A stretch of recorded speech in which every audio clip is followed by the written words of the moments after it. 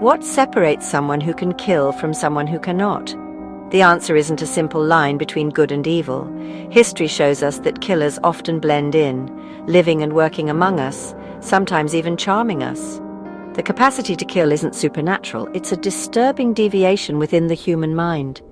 Our goal isn't to sensationalize, but to understand the psychological mechanisms behind such acts. Forensic psychology helps us move beyond the label of monster to a more complex understanding of these individuals. It's not just about who committed a crime, but why, analyzing history, behavior, and motivation to reveal patterns. By understanding the why, we can better predict and prevent future violence. The question of what makes a killer forces us to confront the fragility of our own assumptions about humanity. When a crime is discovered, the focus is on physical evidence, but the real investigation begins in the mind of the perpetrator. Forensic psychology builds a psychological autopsy, seeking the developmental pathways that lead to violence. Psychologists analyze childhood trauma, family dynamics, and behavioral patterns to form a profile. This profile narrows suspect pools and predicts future actions, making investigations more effective. The process is clinical, using structured interviews and knowledge of abnormal psychology. Key traits, like lack of empathy, grandiosity, and need for stimulation, point toward disorders such as psychopathy. The forensic lens translates chaos into psychological principles, aiding both law enforcement and the legal system. Understanding motive is crucial for both catching killers and legal proceedings. This science maps the darkest territories of human behavior. Cold-blooded killers share a blueprint: profound lack of empathy, pervasive narcissism, and emotional detachment. They don't feel others' pain. Victims are objects, not people. Their grandiose self-importance and disregard for rules drive predatory behavior. Impulsivity and a need for stimulation often lead to thrill-seeking, risky acts, and ultimately violence. The act of killing is a desperate attempt to feel something in an otherwise empty world. Power and control are central. They crave dominance, sometimes rooted in childhood trauma. For them, murder is about asserting significance and control, not just the act itself. Their actions force us to question the boundaries of human nature. Understanding these traits is key to identifying and stopping them. The traits of killers have a physical basis in the brain. Neuroscience reveals differences in the amygdala and prefrontal cortex of psychopathic individuals. The amygdala, which governs fear and empathy, is often smaller and less active, explaining their emotional deficits. The prefrontal cortex, responsible for impulse control, is also impaired, leading to poor decision-making. These neurological differences challenge our ideas of morality and choice. Such individuals experience the world with a broken moral compass. Their crimes reflect a cold, disconnected neurobiology. Understanding these brain differences complicates but does not excuse their actions.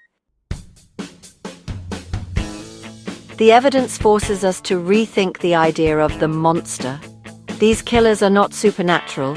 They're humans missing a crucial component of empathy. They mimic emotions and social rules, but it's a calculated performance. Their lack of empathy gives them an advantage in a world built on trust. Charm is a tool, not a sign of warmth.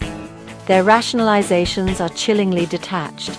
They see their crimes as logical, not moral failures. Understanding them as emotionally different, not evil, is crucial for risk management. They can't be rehabilitated through appeals to empathy.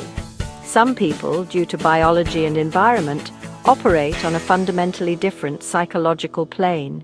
They are human machines, built without a soul.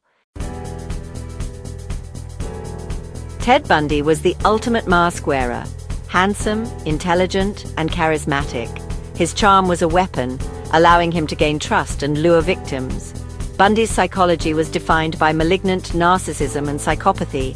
He felt no empathy, only a need for power and control. The act of killing was about possession and dominance, not rage. He meticulously planned his crimes, using props and manipulation to trap his victims. Bundy's background of deception may have shaped his fractured identity, but his mind provided the capacity for evil. His ability to compartmentalize, charming law student by day, sadistic killer by night, was extraordinary. Bundy reminds us that the most dangerous predators are those who blend in, using our instincts against us.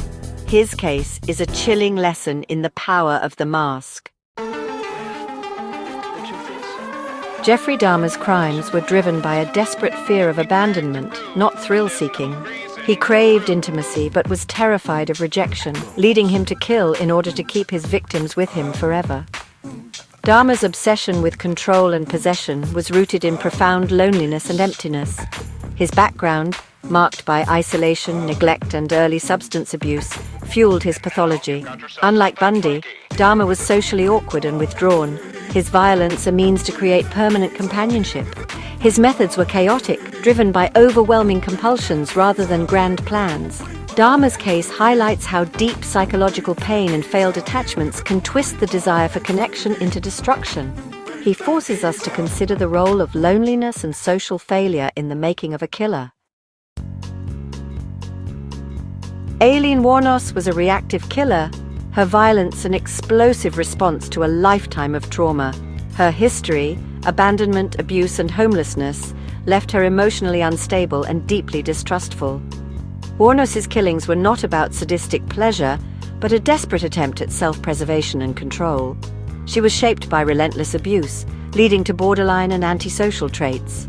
Her violence was chaotic, a reaction to perceived threats rather than calculated predation.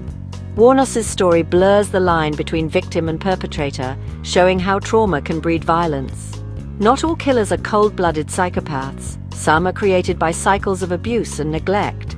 Her case is a tragic illustration of how society's failures can push someone to the breaking point. Despite their differences, killers share warning signs before they act. Superficial charm is the first, an instant, too-good-to-be-true connection that disarms and builds trust. Emotional detachment and elaborate rationalizations are next, discussing disturbing acts without emotion, justifying their behavior. An obsessive need for control is the third, micromanaging relationships, isolating others, and reacting aggressively to threats. These patterns, charm, detachment, and control, form a dangerous psychological cocktail. Not everyone with these traits becomes violent, but their convergence is a red flag. Psychology gives us tools to recognize this toxic mix. The greatest danger is being fooled by the mask of sanity.